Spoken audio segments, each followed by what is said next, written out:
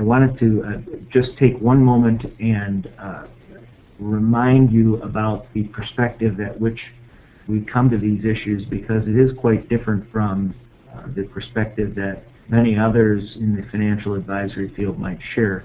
In order to focus in on that perspective, I put up this chart here which attempts to compare different delivery models in different kinds of industries. We have some industries where the delivery model is designed around selling product. We have some industries where the delivery is designed around selling service. And then we have some delivery systems where the process is combined. And so, for example, if we look at a product sales kind of an environment, and you consider automobiles, if you walk into a Ford dealer looking for an automobile, the advisor or whoever it is going to help you there is going to try to help you find a car, but you well recognize going into that process that they're only going to be focusing on the vehicles that they actually have to sell. You understand that, and you understand that at the beginning of the process, and so you kind of have your radar up about that as you're being told various things by that salesperson. Similarly, your insurance agents that are out there working with the public have the same type of response from the public. They realize that your agents are trying to sell them something, and that's all part of the arrangement. But the important thing is everybody understands that's what the arrangement is. Then you go over to the other side of the spectrum, service-oriented models, and we have things here like physicians and accountants. These are professionals who provide a professional service based on training and education, and you pay them a professional fee for their service, but they're not really in the business of trying to sell you any particular product or anything like that. Imagine how you would feel if you went for a prescription to your physician and they wrote a prescription for you and you realized that they were getting a 20% commission on the prescription that they were writing for you. You'd have some serious question about the credibility of and objectivity of the physician's work. And similarly with accountants, you go to them to have them do your tax returns, to have them do your audit work and so forth, but you recognize they're not there to sell you anything, they're just there to provide a service to you. And then in the middle we have combination type services. So for example, lawyers, some of the time they're providing services in fee for service kind of an environment, and sometimes they're providing those services in a contingent fee kind of an arrangement where their compensation is going to be dependent on whether they can get you to settle a case, for example.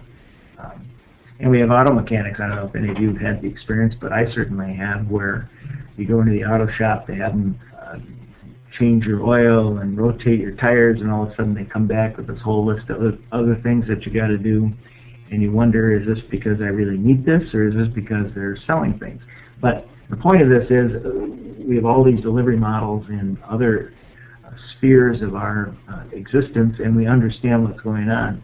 The difficulty that we have in financial services is we have those same three types of delivery models, except it's all extremely confusing because everybody calls themselves the same thing.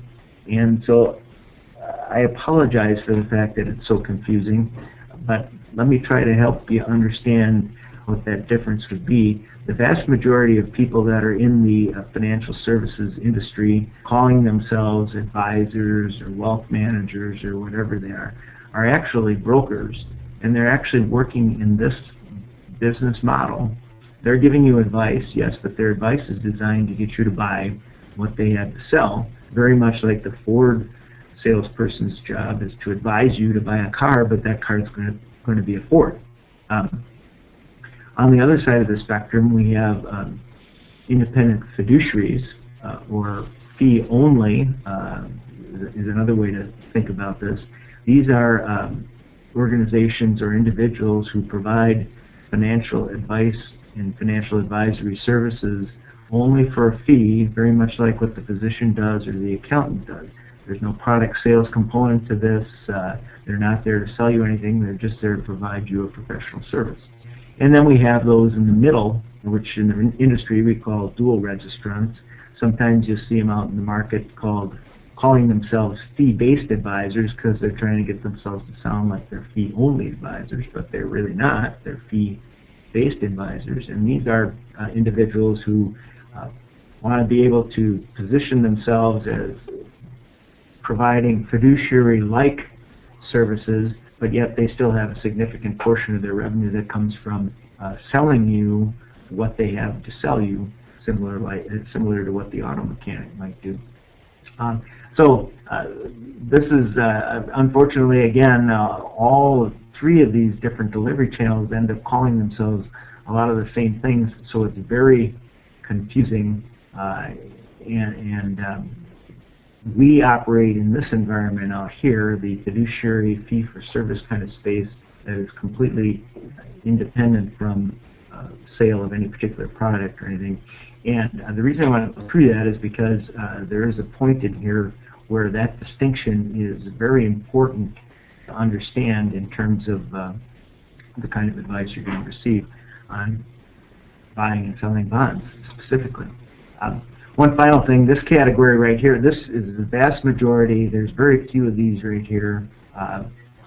This number is increasing more and more because more and more of the brokers are trying to position themselves to be able to claim that they're providing services like that.